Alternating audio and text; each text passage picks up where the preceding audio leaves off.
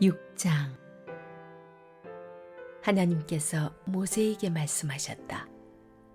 누구든지 하나님에 대한 신뢰를 저버림으로 죄를 지었으면 곧 이웃이 자신에게 맡긴 물건과 관련해 이웃을 속이거나 그 물건을 빼앗거나 그 물건을 사취하거나 이웃을 협박하거나 잃어버린 물건을 죽고도 거짓말하거나 사람이 짓기 쉬운 죄와 관련해 거짓 맹세하여 결국 그가 죄를 짓고 유죄인 것이 드러나면 그는 자신이 훔치거나 빼앗은 것을 되돌려줘야 하고 자신이 맡았던 물건을 반환해야 하며 자신이 준 물건이나 거짓으로 맹세한 물건을 되돌려줘야 한다. 그는 전부 갚을 뿐 아니라 물건값의 5분의 1을 더해서 원래의 주인에게 갚되 보상 제물을 바치는 날에 갚아야 한다. 그는 정해진 보상 제물의 값에 따라 가축 가운데서 흠없는 순양 한 마리를 보상 제물로 하나님에게 바쳐야 한다. 이와 같이 제사장이 하나님 앞에서 그를 위해 속죄하면 그는 사람이 하면 죄가 되는 일들 가운데 어느 하나라도 잘못하여 지은 죄를 용서받는다.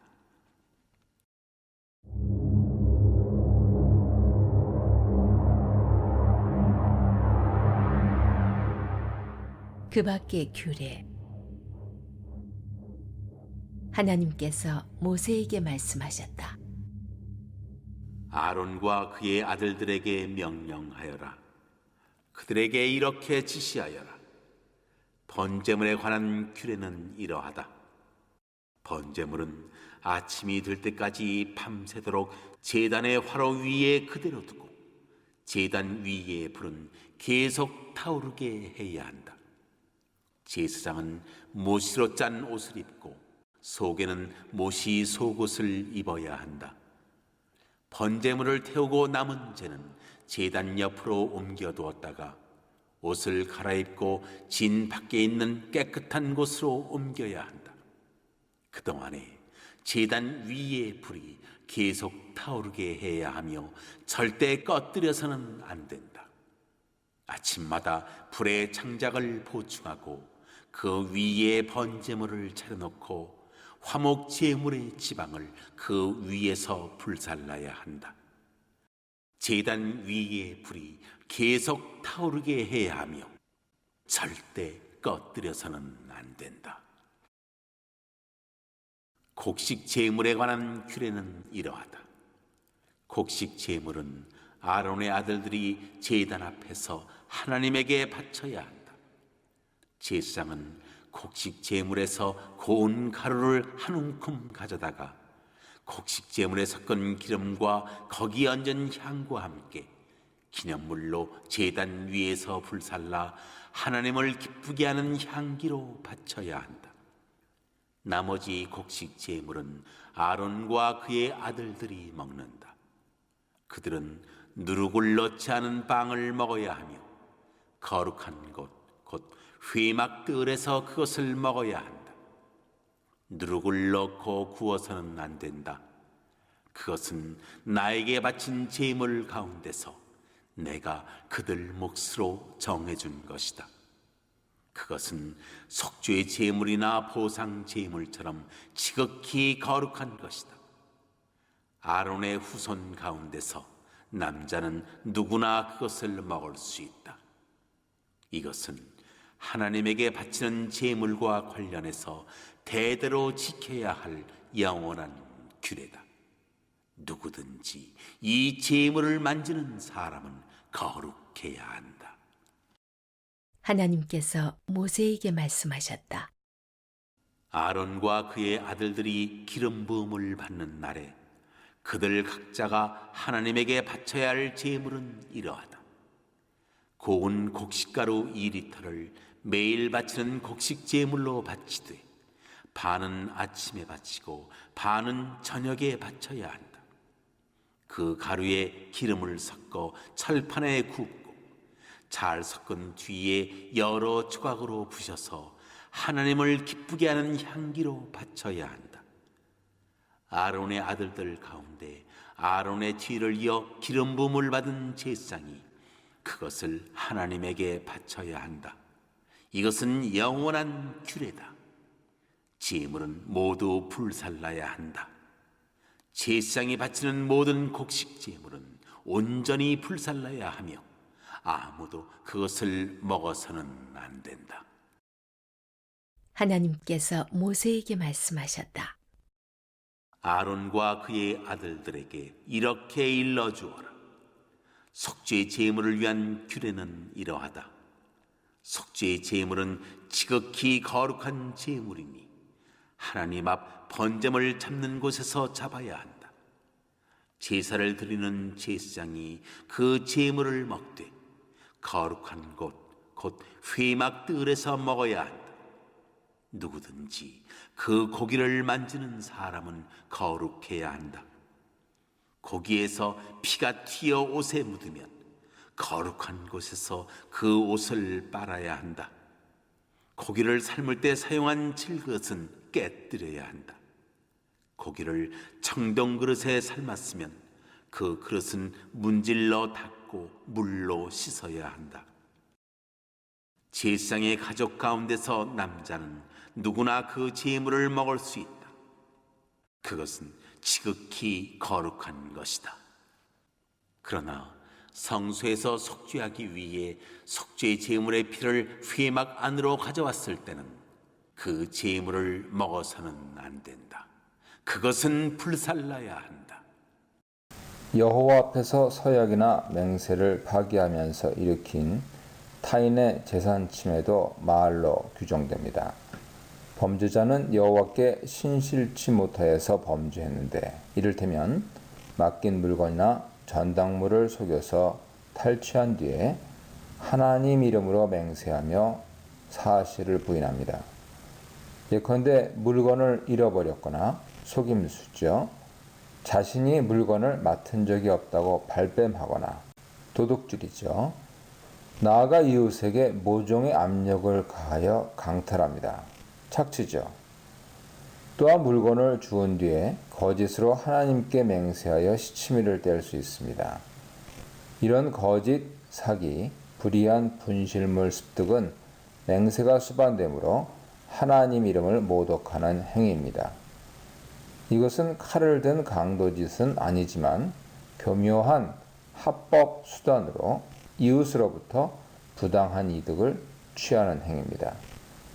예를 들어 임금 착취나 체불과 같은 범죄를 할 수 있습니다.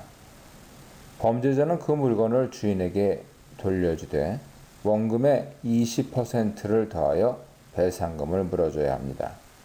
아마 죄가 드러나는 날, 즉 사건 진상이 파악된 뒤 그런 배상 절차가 진행되었을 것입니다. 이어 범죄자는 성소에서 정한 값에 맞는 순양을 성소에 가져가 속건제로 바쳐야 합니다. 이 재산상의 피해는 벌금이 불과 원금의 20%에 지나지 않고 추가로 순양 한 마리를 성소에 바칠 뿐입니다. 여기서 우선 여호와의 재산에 피해를 입힌 잘못은 부지 중에 저지른 범죄로 규정됩니다. 그러나 레위기 6장 1절 이하에서 이웃 재산에 피해를 입힌 경우는 명백히 고의적이죠. 속임수, 도둑질, 거짓말 등을 통해 남의 재산을 집어 삼키는 악랄한 범죄입니다. 그럼에도 불구하고 벌금은 미미한 수준인 원금의 20%입니다. 대조적으로 출애굽기에서는 양이나 소를 도둑질한 것에 대한 벌금이 4배 혹은 5배입니다. 22장 보세요. 즉 양을 한 마리 훔치면 4마리, 소를 훔치면 5마리를 갚아야 합니다. 출애굽기 레위기법이 충돌하는 것처럼 보이죠.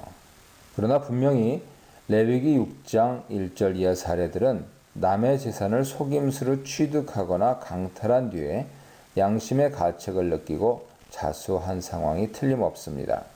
속건제는 참회와 죄책감을 동반하는 제사이기 때문에 분명히 그 범죄자는 나중에 심경의 변화를 일으켜서 잘못을 인정하고 물건을 원주인에게 돌려줬을 것입니다. 이때 주인에게 원금의 20% 벌금을 내고 여호와께도 범죄했기 때문에 속건제 순양을 바칩니다. 한편 속건제의 경미한 벌금에 대해 어떤 사람은 회개를 권장하여 힘없는 사회적 약자였을 피해자의 재산을 되찾아 주려는 의도와 취지가 법에 담겨 있다 말합니다. 즉 속건제 규정은 자수를 유도하기 위한 징벌 감면책이다 보는 것이죠. 한편 속건제는 피를 뿌리는 방식을 볼 때 속죄제가 처리하는 죄와 달리 성소를 더럽히지는 않은 죄로 추론됩니다. 속건제 피는 번제와 화목제 피와 동일한 방식으로 제단에 끼얹습니다. 그러나 속죄제는 뒤에서 자세히 살펴보겠지만 제단과 성소 내부를 씻어내는 특유의 동작으로 피를 제단에 처리합니다. 따라서 속건제의 경우 피로 제단을 닦아내는 일이 없이 단지 5분의 1을 더한 배상과 순양을 바침으로써 해결되는 죄로 추론됩니다. 마지막으로 속건제에 남은 고기는 먹는 속죄제의 고기와 같이 인내하는 제사장이 먹어야 합니다. 구약에는 다양한 속건제 사례들이 나타나는데요. 속건제 순양은 어떤 성물이나 재산상의 피해를 입혔을 때만 드리는 제물이 아니었습니다. 악성 피부병, 나병이 완치된 사람이 진영에 복귀할 때 속건제 순양을 드렸고 나시린이 서약기간에 시체와 접촉해서 더럽혀지면 제서약을 위해 2마리 새를 번제와 속죄제로 바치고 이어서 속건제 순양을 바쳤습니다. 민수기 6장 보세요. 한편 속건제는 순양의 형식만 있었던 것은 아닙니다. 순양이 아니어도 피해에 대한 어떤 물질적 배상을 아시암이라 부를 수 있는데요. 매우 흥미롭게도 이사야 53장 10절에서 의로운 종의 죽음이 속건제물로 간주됩니다. 이 종의 죽음은 다른 사람의 죄를 대속하기 위해 대신 지불하는 배상, 아시암의 희생이죠. 따라서 이 죽음의 성격은 명백히 배상으로 드려지는 속죄제 희생 죽음입니다. 따라서 여기서 예수님 죽음을 속건제 자체로 이해하는 것은 곤란하지요. 하나님을 향하여 그리고 이웃을 향하여 드리는 속건제에 대해 묵상해 보시기 바랍니다. 8절로 13절입니다. 제단의 불은 밤중 내내 타올라 아침까지 꺼지지 않아야 합니다. 레위기에는 12절에서 아침 번제만이 언급되나 민수기에서 볼 수 있듯 번제는 제사장에 의해 매일 아침 저녁 드려졌습니다. 저녁 번제는 아침까지 타도록 충분한 장작을 쌓아 태웠고 아침에 제사장들은 제단에 타고 남은 기름 섞인 재를 청소했습니다. 제사장은 타고 남은 재를 청소하러 제단 위로 올라갈 때 세마포 긴 옷과 속바지를 입어야 합니다. 세마포 긴 옷은 반포 속옷이라 불리는 체크 무늬의 관복, 즉 일반 제사장 정규 복장이고 제사장은 제단 위에 올라갈 때 거기에 속바지를 추가로 착용해야 합니다. 제사장이 경사로를 통해 제단에 오르내릴 때 속바지를 입는 이유는 제단에 인간의 하체가 드러나는 일이 없도록 하기 위함이죠. 제단은 계단이 허용되지 않으므로 경사로가 설치되어 있었을 것입니다. 제사장은 재를 제단 곁에 일단 모아두는데 그곳은 제단 동편, 즉 성막 입구 쪽이었습니다. 이어서 제사장은 제사장 복장을 벗고 다른 옷으로 갈아입습니다. 이 옷이 어떤 옷인지는 명확하지 않으나 재를 진영 밖에 내다 버리기 위해 입는 일상적인 작업복일 뿐 거룩한 복장은 아니었을 것입니다. 진영 밖에는 재를 버리는 장소가 지정되어 있었고요. 그곳은 정결한 곳으로 구별되어 있었습니다. 그러나 정결한 곳이라 해서 깨끗한 것을 버리는 장소라는 의미로 이해할 필요는 없습니다. 똥이나 내장의 더러운 것들뿐 아니라 죄로 더럽혀진 속죄제 고기 그리고 아마도 날짜가 지나 더럽혀진 화목제 고기를 태우는 장소였기 때문이죠. 정결한 장소라는 뜻은 제의적으로 구별된 장소라는 의미입니다. 제사장은 아침 동틀 때마다 불이 타고 있는 제단 위에 나무를 충분히 올려놓고 아침 번제를 드림으로써 하루를 시작합니다. 앞서 말한 대로 민수기에 의하면 아침뿐 아니라 저녁에도 번제를 바쳤는데요. 매일 아침 저녁에 드리는 번제를 타미드의 번제, 즉 항상 드리는 상번제라 칭합니다.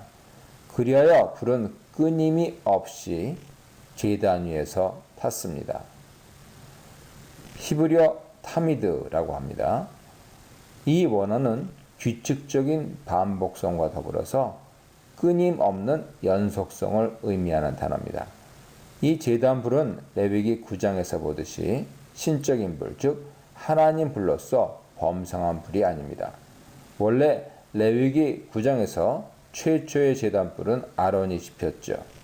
그러나 하나님의 불이 갑자기 임해 제단 위의 제물들을 순식간에 태웠습니다. 그 후 그 불은 신적인 불로 바뀌었고 결코 꺼뜨려서는 안 됐습니다. 14절로 18절입니다. 추가적인 소재 규정 중에서 14, 16절의 소재물을 드리는 방법과 남은 소재물의 처분은 2장에서 말씀드린 바 있습니다. 다만 16절에서 소재 밀가루를 먹는 장소를 구체적으로 거룩한 곳 회막들로 지정하고 있습니다. 소재의 밀가루 10분의 1 에바를 바칠 때 위에 기름을 붓고 유향을 놓죠. 그러나 기름과 유향의 양은 명시되어 있지 않습니다. 밀가루 위에 기름과 유향을 적당량 붓고 놓았을 것입니다. 제사장은 그 부분 밀가루를 손으로 움켜쥐어 제단 불에 놓아 태웁니다. 이때 기름 때문에 밀가루가 약간의 불이 일며 탔을 것이고 유향은 향기로운 냄새를 피웠을 것입니다. 소재 밀가루가 타면서 향기로운 냄새가 되어서 올라갔습니다.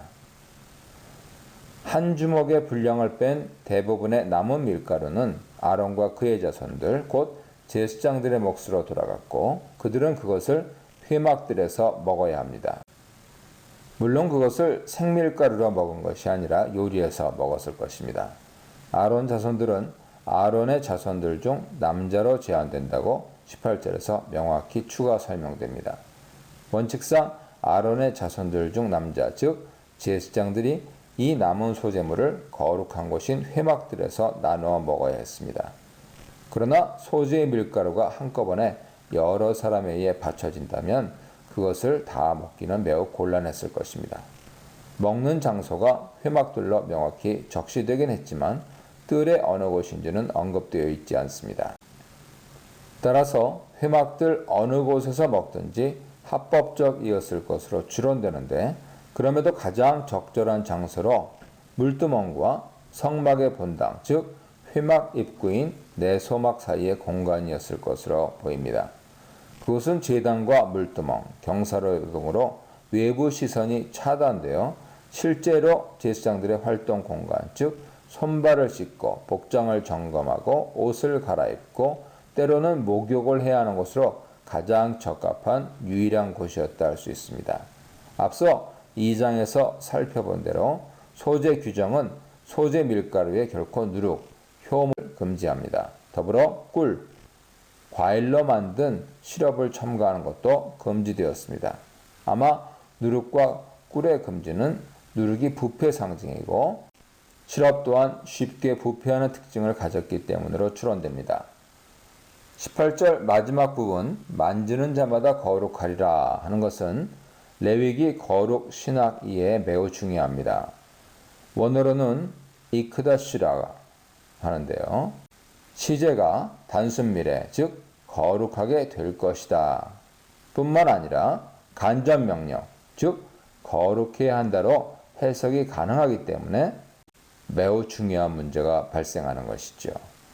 거룩한 비품에 접촉한 것은 거룩해지는가? 아니면 거룩해야 하는가? 대부분의 영어 성경들과 학자들의 압도적인 의견은 거룩해진다인데 이 해석과 더불어서 구약에서 거룩의 감염력을 주장합니다. 비슷한 다른 사례들의 이크다시도 동일하게 해석하는데요. 제단을 비롯하여 성막의 거룩한 비품들과 접촉하는 것마다 모두 거룩해진다는 것이죠. 즉 구약에서 부정결만 감염력이 있었던 것이 아니라 거룩도 그러하다는 것입니다. 그러나 소수 학자들은 그와 더불어서 간접명령, 즉 거룩해야 한다고 해석합니다. 다시 말해 소재물에 접근하고 접촉하고 또한 먹을 자격을 말한다는 것이죠. 거룩한 사람이나 물건만이 그것에 합당하다는 것입니다. 구약 제2체계에서 어떤 사물이나 사람이 제단을 비롯한 성막 비품들에 단순히 접촉한다 해서 거룩해진다는 것은 이해하기 어렵습니다. 오히려 그것들에 접촉하려면 거룩한 사람들과 거룩한 사물이어야 하지요. 제단 위에 올리는 것은 거룩한 것이어야 하고 성물과 접촉하는 사람 사물은 거룩해야 합니다. 학계 2장 12절 이하는 거룩은 전염되지 않는다 하는 원칙을 확증하죠. 이런 의미에서 소수 의견이 더 가능해 보이는 것입니다. 19절 23절입니다. 제사장 위임식에서 소제물이 드려져야 한다 제시됩니다. 위임식은 7일간 계속되는데 매일 아침 저녁 상번제인 순양 2마리, 밀가루 10분의 1 에바로 소제물을 바쳤습니다. 그것은 21절에서 보듯이 기름으로 반죽하고 철판에 구운 다음 기름을 충분히 적신 뒤에 썰어서 여호와께 남은 부분 없이 전부를 바쳤습니다. 위임식 이후 이 매일 소제는 상번제 및 전제와 더불어 매일 바치는 제사로 고정되었습니다. 이 장에서 개인 소제물에 붓는 기름량은 명시되지 않으나 제사장에 의한 매일의 공적 소제는 기름 4분의 1 흰 약 800ml의 양이 밀가루에 사용되었습니다. 상당히 많은 양이죠. 제사장은 밀가루에 그 기름을 섞어 반죽을 한 뒤에 철판에 구웠으며 다시 기름에 적신 후 썰어서 제단에 태웠습니다. 제사장은 그 소제 음식을 먹을 수 없었고 모두 제단에 불살라야 합니다. 이 문단에서는 실천되어야 할 제사, 꺼지지 않는 제단의 불, 거룩한 헌신, 중단 없는 헌신에 대해 묵상해 보시기 바랍니다. 24절로 30절입니다. 앞서 4장과 5장 속죄제 규정에서 빠진 내용은 짐승의 남은 부위 처분 방법 절차였습니다. 도살 장소는 4장에서 여호와 앞이라고 지정되었으나 번제를 잡는 곳으로 구체화됩니다. 1장에서 양염소의 도살 장소는 제단 북쪽이었고 소는 통제 어려움 때문에 특정 장소가 지정되지 않았습니다. 속죄제는 내장 묵은 기름덩어리와 2 콩팥 그리고 간엽을 떼어 제단 위에 불살랐습니다. 따라서 몸통의 대부분이 남게 됩니다. 이것을 어떻게 처분할 것인지 본문 규정에서 보충되어서 앞선 4, 5장 공백이 메워집니다. 속죄제는 고기 처분 방식에 따라 크게 2 종류로 나뉘는데요. 하나는 먹는 속죄제이고 다른 하나는 태우는 속죄제입니다. 26절은 먼저 먹는 속죄제를 설명합니다. 제사장은 남은 몸통 고기들을 소제 경우와 마찬가지로 회막들에서 먹습니다. 그러나 30절에서 먹지 못하고 태워야 하는 속죄제에 대한 설명이 추가됩니다. 만일 속죄제 짐승의 피가 마당 제단이 아닌 내성소로 가지고 들어가 향단에 뿌려졌다면 그 고기는 반드시 진영 밖으로 반출되어 태워야 합니다. 속죄제 고기는 가장 거룩했습니다. 아마 단순히 거룩한 고기였던 화목제를 제외하고 모든 제단 위에 바쳐진 제물들, 즉 번제, 소제, 그리고 속죄제, 속건제는 모두 지극히 거룩했습니다. 27절은 다시 해석상의 문제가 생기는데요. 그 고기에 접촉하는 모든 것, 사람은 거룩해지는가 아니면 거룩해야 하는가? 우선 27절은 상반절에서 끊어 읽어야 합니다. 27절 상반절의 의미는 앞서 주장한 바와 같이 그 속죄제 고기에 접촉하는 모든 것은 거룩해야 한다 하는 것이죠. 이것을 거룩하게 된다로 해석해서 이 구절을 거룩의 전염성 근거로 주장해선 안 됩니다. 즉 누군가 혹은 어떤 사물이 지극히 거룩한 소재물이든 또는 본문에 지극히 거룩한 속죄제 고기든 만지거나 접촉이 되었다 해서 그것이 거룩하게 변한다는 개념은 있을 수 없습니다. 오히려 자격이 없는 사람, 사물이 그것과 접촉할 때 그 성물이 더럽혀지며 그런 접촉으로 성물을 속되게 한 사람, 사물은 즉각 응징을 당하게 되어 있습니다. 그것은 거룩이 자기 방어를 하면서 스스로 강화하는 과정의 결과죠. 예컨대 하나님의 신적인 불이 내려와서 다른 불로 멋대로 향단에서 향을 피우려던 나답 아비후를 태웠습니다. 27절 하반절은 피가 옷에 묻을 때 그것을 세탁하라고 명령합니다. 속죄제 짐승을 드리는 과정에서 옷에 묻은 피를 빠는 이유는 무엇일까요? 이어 28절은 속죄제 고기를 그릇에 삶았는데 왜 그 그릇을 파괴하고 유기, 녹그릇에 삶은 것은 또한 물에 씻습니까? 대부분의 사람들은 거룩의 전염성을 주장하면서 피가 거룩하기 때문에 피 묻은 옷에 결국 거룩이 묻어 그 거룩을 닦아내는 것이고 속죄제 고기 또한 지극히 거룩하므로 토기에는 거룩이 스며들어 깨뜨려야 하고 유기는 스며들진 않으므로 씻어내야 한다 설명합니다. 그러나 그들은 한 가지 중요한 사실을 강구하고 있죠. 그 옷이나 그릇들은 이미 성막 내 거룩한 물건들이라는 사실입니다. 따라서 이미 거룩한 물건에 거룩이 전염된다는 것은 이상하죠. 더불어 거룩한 성막 내에 어떤 거룩한 물건에 거룩이 더 묻었다 해서 닦아낼 필요가 있는 의문입니다. 거룩한 제단에 지극히 거룩한 제물이 바쳐질 때 제단의 거룩이 전달된다는 것입니까? 그들은 제물이 제단에 접촉해서 거룩해진다고 주장하는데 제단에 올라가기 전에 그것은 안수의 순간 온전한 성물, 고르반의 지위로 변한 것이 분명합니다. 따라서 제단에 접촉하는 것이 거룩해지는 것이 아니라 제단에 접촉하는 것은 거룩해야 하는 것이죠. 거룩하지 않은 것이 제단과 불법적으로 접촉하면 심각한 결과를 초래합니다. 설사 제단에 바쳐져서 접촉을 통해 거룩해진다 해도 왜 화목제는 평이하게 거룩하게 되고 나머지 제물들은 지극히 거룩해지겠습니까? 앞뒤가 안 맞는 논리죠. 따라서 피를 빨아서 제거하고 닦아내는 이유는 거룩의 전염 때문이 아닌 부정결의 전염 때문으로 보아야 합니다. 속죄제 짐승은 안수를 통해 제사 드리는 사람의 죄가 옮겨가 더럽혀진 상태고 피가 향단과 제단에 뿌려질 때 그 비품들의 부정결이 피에 흡수되어 세척된 뒤 짐승의 고기로 옮겨옵니다. 따라서 속죄제 짐승 고기는 인간의 죄와 성소의 부정결이 묻어 오염된 상태죠. 이러한 이유로 그 피가 옷에 묻으면 옷을 빨아야 하고 고기를 그릇에 삶으면 깨뜨리고 씻어내야 합니다. 결국 속죄제로 바쳐진 짐승고기는 지극히 거룩하면서도 동시에 더러움으로 오염된 이중 상태에 놓여 있죠. 이와 같은 거룩한 것이 부정결로 더럽혀지는 일은 얼마든지 발생할 수 있었습니다. 이러한 거룩과 부정결의 공존 불안정성은 속히 해결되어야 하죠. 레위기 10장 17절은 속죄제 고기에 사람의 죄가 묻어 있었다는 분명한 증거입니다. 그러나 만일 그 짐승의 피를 내 성소에 가지고 들어가 향단과 그 주위에 뿌렸다면 그 고기는 결코 먹을 수 없었습니다. 여기서 태우는 속죄제의 한 가지 기준이 나타납니다. 그것은 그 피를 내 성소, 또한 레위기 16장에 의하면 지성소도 해당되는데요.